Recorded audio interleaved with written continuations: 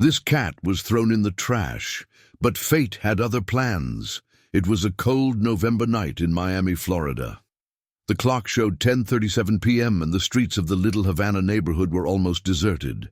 Streetlights flickered dimly, reflecting in puddles of water left by the afternoon rain. At the end of a dark alley, among piled garbage bags and crushed aluminum cans, something unusual happened. One of the bags, black and tied tightly, moved slowly, as if something inside it was struggling to get out.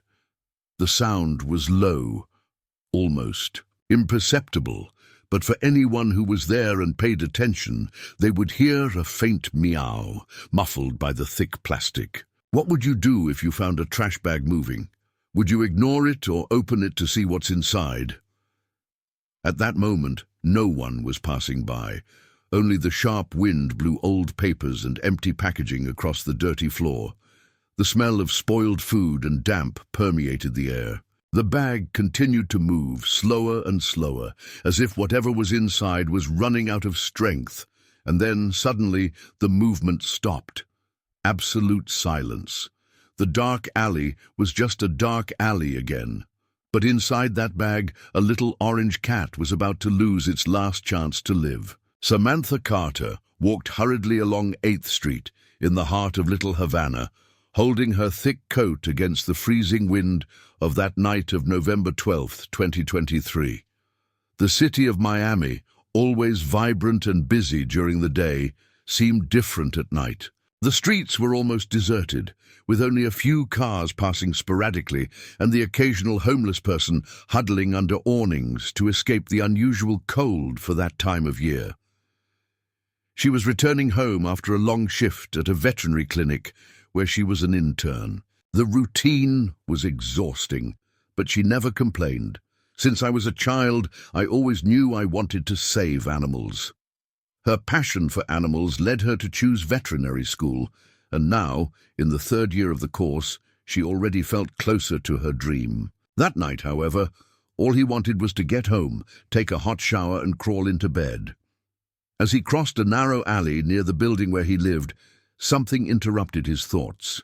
A faint sound, almost indistinguishable amid the noise, of the wind and the dry leaves dragged across the ground, caught his attention. He stopped for a moment, frowning.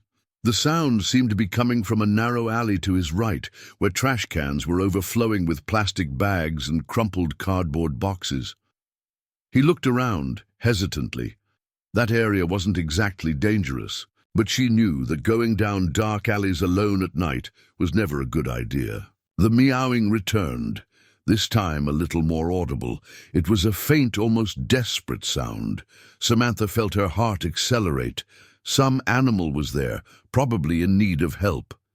He stepped forward, hesitated for a moment, but then decided he couldn't just ignore it. He took a deep breath and entered the alley, with the dim light from the nearest streetlight partially illuminating the path. The smell of trash and sewage made her wrinkle her nose.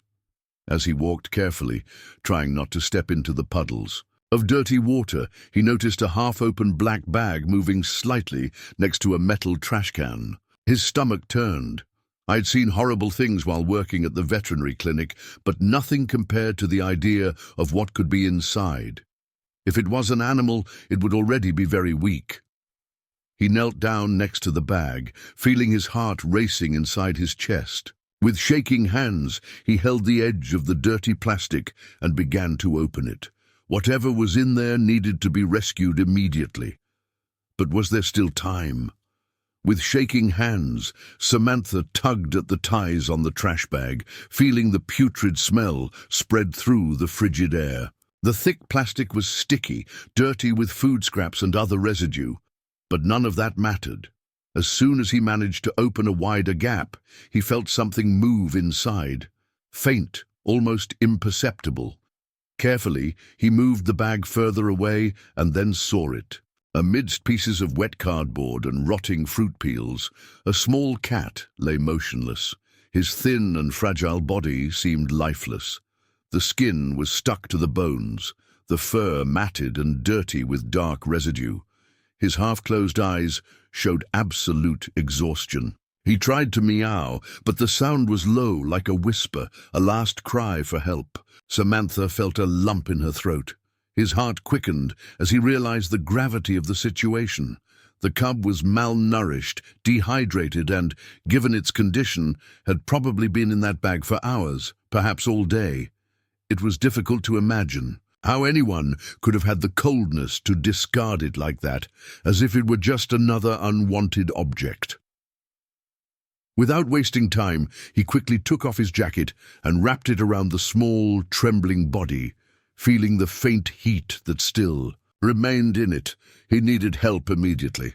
Holding the cat firmly, she hurriedly got up and left the alley, ignoring the smell on her hands and clothes. I needed to get him to a veterinary hospital as quickly as possible. With hurried steps and heavy breathing, Samantha ran down 8th Street, avoiding the few pedestrians walking on the sidewalk. Timing was crucial. The little cat in his arms was still alive, but how much longer could he resist? Samantha arrived at Miami Pet Emergency, a 24-hour veterinary hospital located on Coral Way, at 11:12 p.m.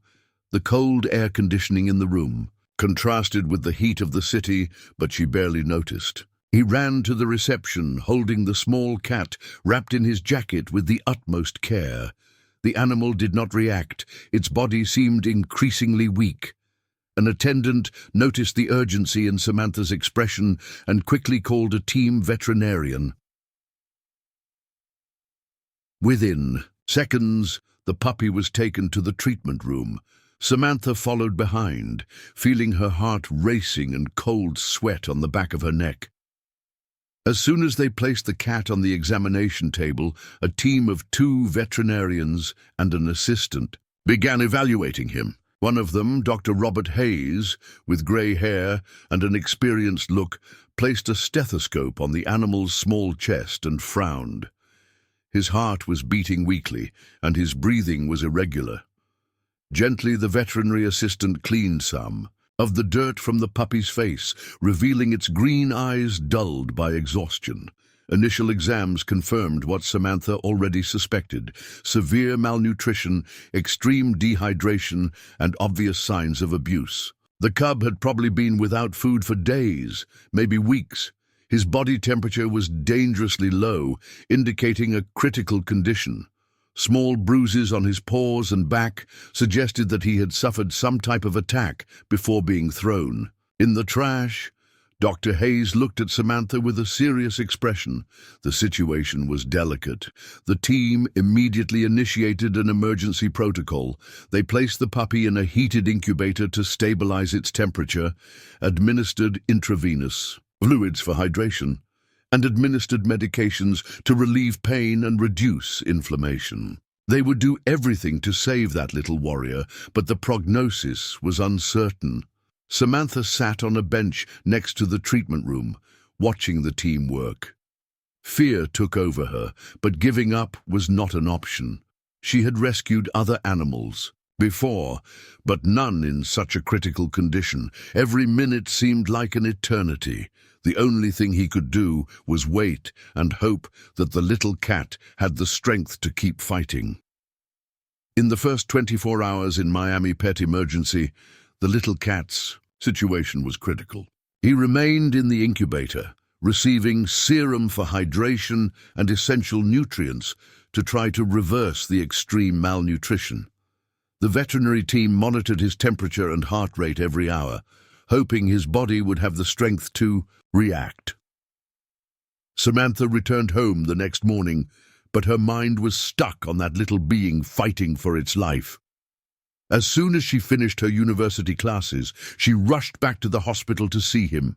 In the first few days, he remained weak, unable to get up or react to stimuli. His eyes would only open for short moments before closing again, as if he was too exhausted to even see. But something changed on the 3rd day. As Samantha lightly stroked his head through the incubator opening, he moved one of his front paws. It was a subtle gesture, almost imperceptible, but enough to fill his chest with hope. Intensive treatment continued. Each day he received small portions of soft food through a syringe, as he was still unable to feed himself. The team carefully adjusted the diet so that his body did not reject the food. His fragile body began to gain a little more energy, and, on the 5th day, for the first time, he was able to lift his head slightly. Veterinarians were still cautious, but they were already seeing signs of progress. Samantha became more and more attached to the puppy. Every day I spent hours next to the incubator, talking to him, telling him stories, trying to convey comfort and security. Even without knowing if he understood her words, she felt that his presence made a difference.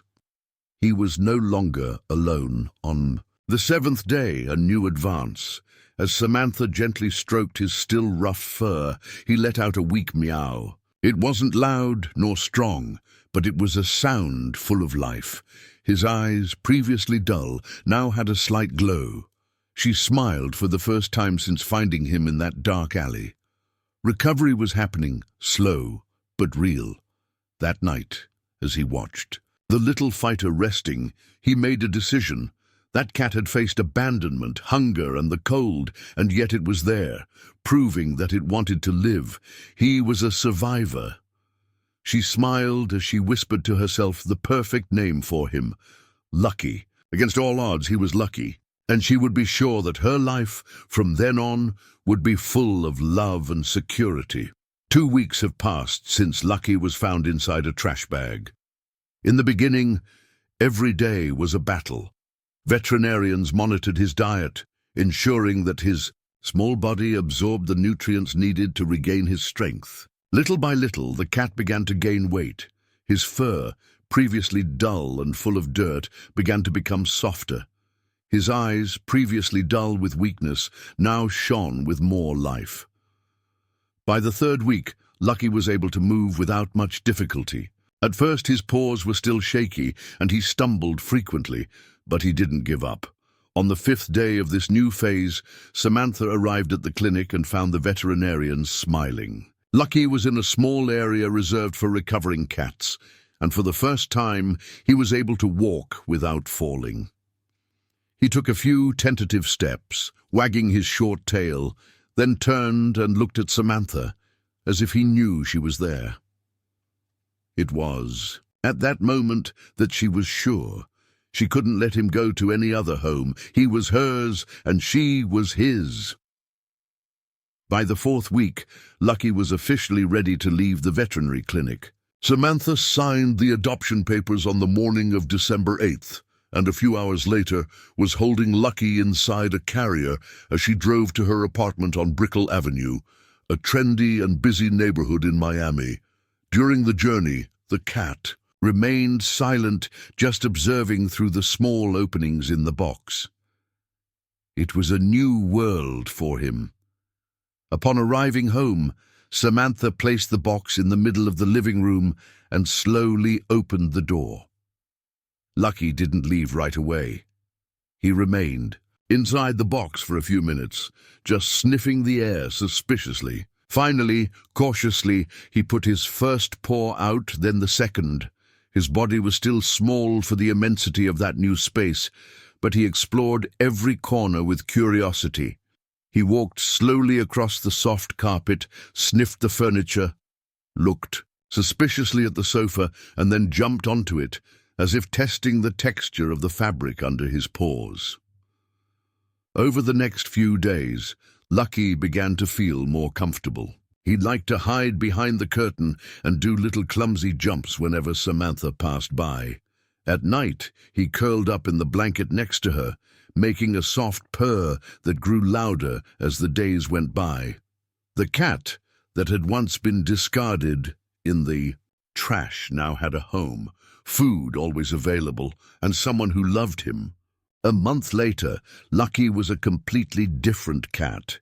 His fur was now soft and shiny. His green eyes were always alert for any movement.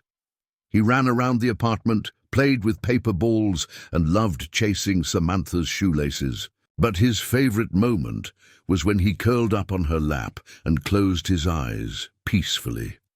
For the first time in his life, he was safe. It was a sunny January afternoon in Miami, and Lucky was running through the backyard of Samantha's house, located in Coconut Grove, a quiet neighborhood surrounded by shady trees. Its orange fur glowed in the sunlight, completely different from the state it was found in weeks ago.